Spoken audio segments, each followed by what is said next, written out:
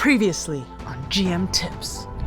To challenge the players and make them feel like we are encountering the bad guys on their turf and on their terms. I don't use CR that way!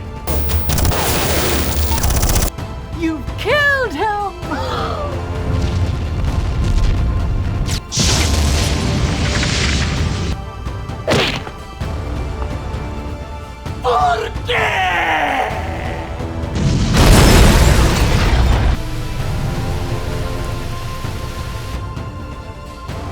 Remember when I said I rolled a 20? I lied.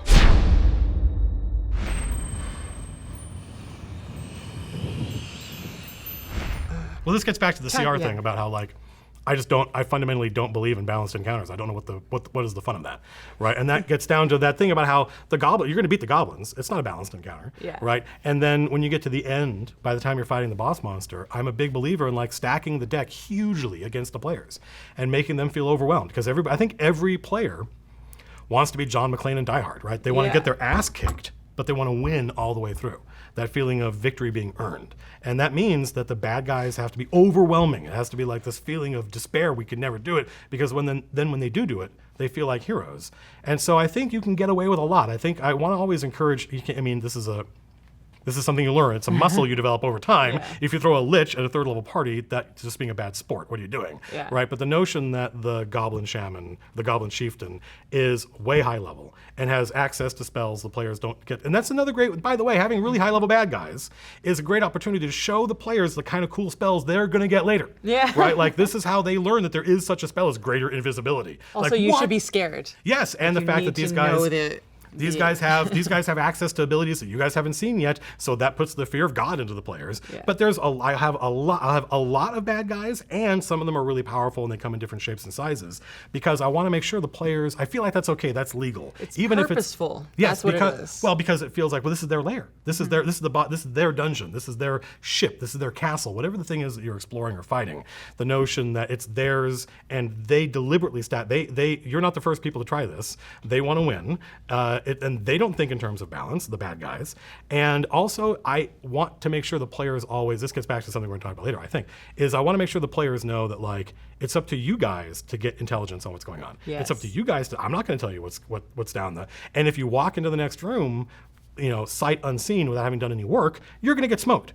But you won't think, that's stupid. That's not fair. That encounter is too tough. You think, why didn't we scout this? But there's other ways to approach the encounter, not just running in, kicking the door down. Correct. I mean, there is a place for that. There's always a place for grog, right? Everybody loves grog. But there is also, my players learned very early on that, if they don't scout, if they don't talk to people, if they don't question prisoners, which means taking prisoners, right? If you don't do those things, then you don't get good intel. And at that point now it really is an unfair encounter. Now it really is a deadly encounter, and they're screwed. And it's a thing, if there were an encounter builder, right, and I put all these things into it, it would have said no. It would have said, do not do this, right? But I feel like it's okay to do that, because the players know what's on the other side of that door. If they know what they're facing, if they know what they're about to fight, then they start thinking. And then you've hooked them. Then they're on as soon as they start thinking, how do we deal with this? Let's lure some of these guys out. Let's trick the bad guys. Let's do the prisoner thing where, there's a million different ways to do it. And that's what they should be doing. They should be thinking in terms of, how do I take what Matt has put in front of me? And I'm not going to accept that. We're going to do it our way. We're going to change the conditions of the test. Which is something that's interesting, because if they feel like they change the conditions, the bad guy also will respond to that. And there'll be repercussions about that. Yeah, I mean, the bad guy should be reactive, right? And if the notion of the players, if the players start challenging the stuff you've put in front of them and saying, I know that this is a room with we're going to continue using the example of the goblin shaman. I know that there's a goblin chieftain in here and he's got their shaman and there's all this bad guys in there, but we're not just going to walk in there.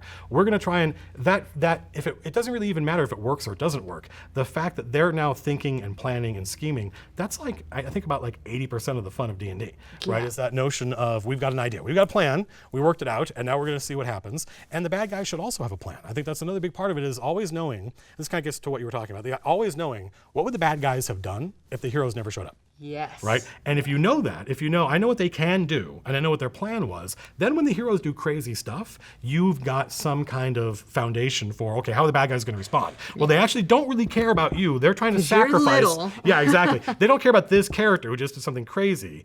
They are more interested in completing this ritual that they're trying to do, or sacrificing this victim, right? And so they're going to ignore you and keep doing this. And when the players see that, it's like, oh God, we have to stop them, right? That notion that the bad guys have a plan, that they have their own wants, I think should inform the encounter. It should be part of what you're thinking about when you're thinking, which bad guys am I picking? Not just who are you picking, what do they want? Yeah, exactly. So we talked about the big bad guys and unbalancing the encounters using the big bad guys, but we also talked about low-level encounters and the purpose of those.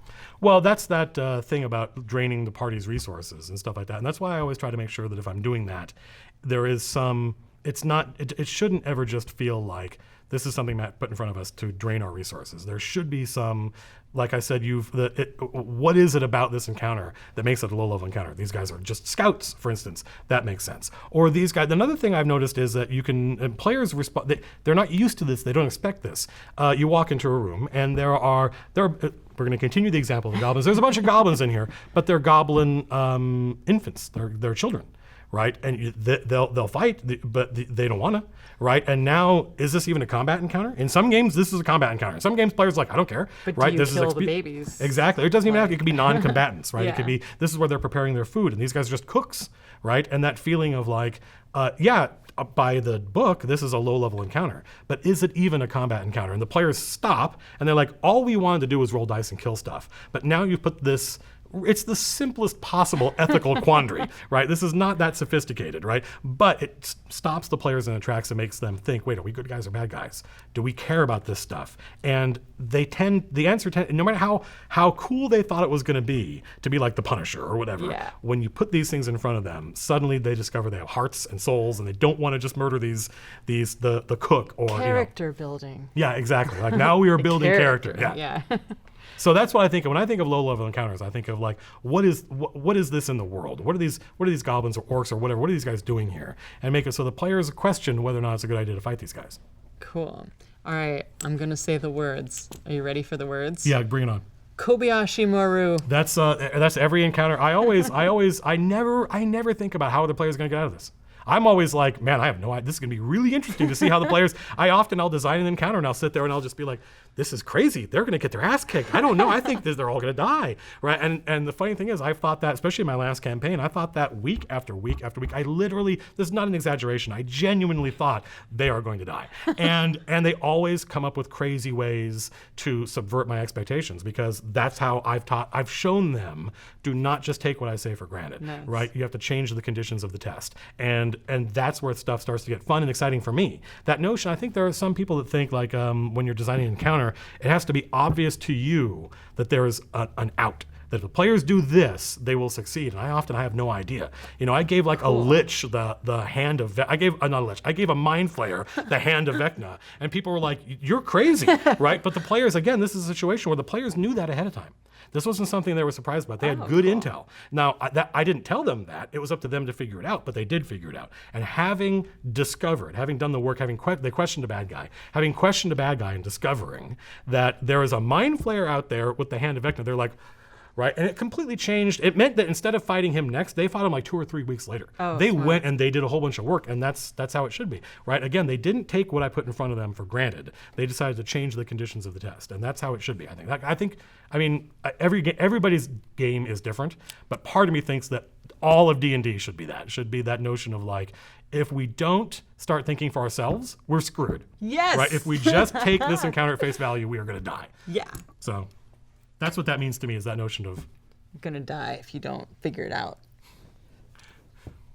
That was pretty good. Pre-game house rules. So there are a couple things I do. One of the things, and I've talked about this before, is that I make sure it's the players who are doing the recap. Like, I don't say, here's what happened last week. I say, it's up to you guys to tell me what happened last week. Because, and that's often how I begin the session, is I say, okay, who wants to recap what happened last week? Because me me hearing them recap it is like it's like a stethoscope on the campaign. Like I am now listening to what they thought happened last week, because often that's not what I thought happened. And it's like, oh good, I'm glad that I know this now, because I was counting on them having remembered this thing, and now I realize they don't remember it. And also I think it helps just make them part of the narrative experience of them recapping it and telling the story what happened last week. Makes it less about this one person sitting at the head of the table doing all the storytelling and more about them owning the story. But another thing I do, especially for new players, is I tell them it is up to you to know your shit. Like, it is up to you to know how your shit works. Yeah. Do not ask me how Channel Divinity works, because I've never played a cleric. I'm the DM on this side of the thing. I run the bad guys. It's up to you to know. Don't ask me, because I'm literally going to say I don't know, and I'm not joking. It's up to you to look it up. And it is so annoying to everybody at the table, by the way, when it's your character's turn. And not only, this is another thing, know what we got a lot of players at the table, so make sure when it's your turn, you know what you're going to do ahead of time. Don't wait for me to say it's your turn to go start figuring it out. So I'm so glad you admitted that, because I got hell for that, because I didn't know. I was like, well, I don't play that kind of character. I've never, people are like, what can my animal companion do? I'm like, I have never played a ranger in this game. And you have a phone, and exactly, you can look it up. Yeah, we live in a time now where like having the phone at the table, like there are so many tools online where you can just look it up and it's super fast. So look up how your stuff works before you, don't ask me, because I have been running D&D now, D&D 5 for a year and a half, but I think I've played twice now, literally 2 sessions, right? And in those 2 sessions, I'm like, oh my God, I have no idea how this game works. I'm learning that I really don't know a lot about how D&D works, because I'm always relying on my players. And I tell them ahead of time, it is up to you guys to know how does a short rest work and what do you get out of it. Not because my guys don't need to rest. My bad guys don't have those rules. I'm running all the bad guys. And as a result, by the way, I've run really complex encounters recently with lots of bad guys that can do crazy stuff. And I drove home that night proud of myself that I didn't forget any of it. I remembered all of their abilities, because I'm not also worrying about knowing how all the player stuff works. That's solid. Yeah, so I tell my players, it is your job to know how your stuff works. Yes. Your favorite GM moment? So, I mean, I've got 2. One is, because I think a lot of DM moments, their favorite moment is a player moment. And, I like random treasure, because I like that moment where it's a setup payoff. I like the setup where the players are like, what are we supposed to do with this? This is not, I use a longsword, or what am I supposed to do with a halberd, right? Or it doesn't have to be that. It could be any number of things where they read it, and my friend Lars, my best friend right now, my friend Lars read the scroll of spells that they got as reward, and he's like, these sound stupid. And he put it away, and he didn't look at it again for weeks until they were fighting a dragon. And they're fighting a dragon, and they're desperate. They are going to die unless they pull something out of their butt. And so literally Lars is like, I haven't looked at it. He goes, all right, what does this do? What does this stupid spell do? Phantasmal Force, that sounds dumb. And he looks it up and he's like, oh shit, this is going to do it. This is going to, wait, I have an idea, right? And he uses Phantasmal Force against the dragon and tricks the dragon. That's what the spell does. Tricks the flying beastie into thinking that there's a net wrapped around it. And if he fails his save, which he did, now he acts as though it were real, and that pulls the dragon to the ground, and now the players could fight it, and they won. And that wasn't a thing I did. That wasn't a thing. That my favorite DM moment right now, that's the thing I thought of, is it was something that Lars did in that moment where I gave him tools. He didn't know what am I supposed to do with this? And that moment where they start desperately trying to find crazy uses for stuff that they thought was useless was a lot of fun. It made me really happy. That's my favorite stuff as a DM, is seeing the players do that. There was another moment in that same campaign where they were in a dungeon and there was a trap and they missed the trap, and as a result, as they're walking down the thing, a portcullis slams down between them and cuts the group in 2. So that some of the people over here, and then a bunch of gnolls ran up and started attacking these characters. But these are the frontline fighters, so it wasn't that big a deal until a bunch of gnolls came from this direction. And now the wizards and the cleric in the back are fighting, and they're trapped on both sides and they can't coordinate. And I thought, I'm a genius. That is the best. This is the best encounter I've ever designed. The players are now every tool they had was now kind of useless, and they thought we're going to die. And then my friend Anna took out the portable hole that they had and threw it against the wall. The players got into the portable hole, and then someone reached through the portcullis and pulled the portable hole out and shook the heroes out. So they used the portable hole to get through the portcullis and join up again. I'm like, that is genius. They would never have thought of that if I hadn't forced this crazy situation where they were all going to die. So those are my 2 favorite moments. Solid. Thank you for letting me have 2. I appreciate it. Yeah, you're welcome. Quick tip for the audience could be anything. A quick tip for the audience. Why am I suddenly blanking? Here's something. Like this is maybe my favorite piece of advice, and something I have not yet talked about on my channel is before the game, just get a little 3x5 card or a Post-it note and write down a bunch of names. A bunch of names that you think are appropriate to your setting, and stick it on your DM screen. Male names and female names, make a column, M, F, and that way, when the players ask a question like, hey, I asked this guard what their name is, you don't sit around going, I don't know what his name is, just a guard, right? And then the player's like, oh, now this isn't a world anymore, it's just a game we're playing, right? Where you figure out, well, his name's Alaric. Obviously. They're like, oh shit, he knows that. This is a real thing. This is a real person, right? And just having that list of names means kind of wherever the players go in your world, whoever they talk to, if they talk to somebody you didn't expect, you've got that name written down, or you just pick the next one, and they feel like this is real. It helps with verisimilitude. It helps that feeling of it being a real world.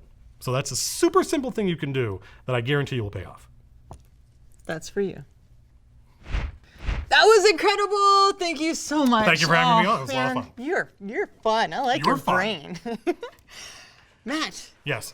Where can we find you on the internet? I'm not really on the internet. I don't. I'm on Twitter. I'm on Twitter a lot at Matt Colville, and I've got a YouTube channel /M Colville, or if you just look up "Running the Game," I think Google will direct you to me, in which we just talk about how to be a better DM. I'm a huge fan of his. You should totally check it out. As always, I'm Satine Phoenix on Twitter as @Satine Phoenix. Every Sunday on twitch.tv/MazeArcana, and Tuesdays all summer on Furious Reach on twitch.tv/DND. Thank you for hanging out with us here at Geek and Sundry. Matt, please GM us out. I'd be happy to. You reach the final room of the dungeon, but it's empty. The insane wizard that you had been questing after appears to be missing. As you investigate the room and search around, you hear a rumbling noise, and crashing through the wall comes this giant crab, this huge, massive crab creature with large claws and legs, and as it moves toward the party, the clacking noise that it makes, it doesn't sound like the normal, like a crab, like a carapace. It doesn't sound like something organic. It sounds like something metal, like metal clacking against stone, and you realize that you see rivets and you see wires and tubes, and this thing is a machine of some sort. And inside it, piloting it, is the wizard that you've been questing after the entire time. And while the rest of the players are baffled and wondering what this is, Satine's character recognizes it and says, "It's the infernal machine of Lum the Mad!" Roll initiative.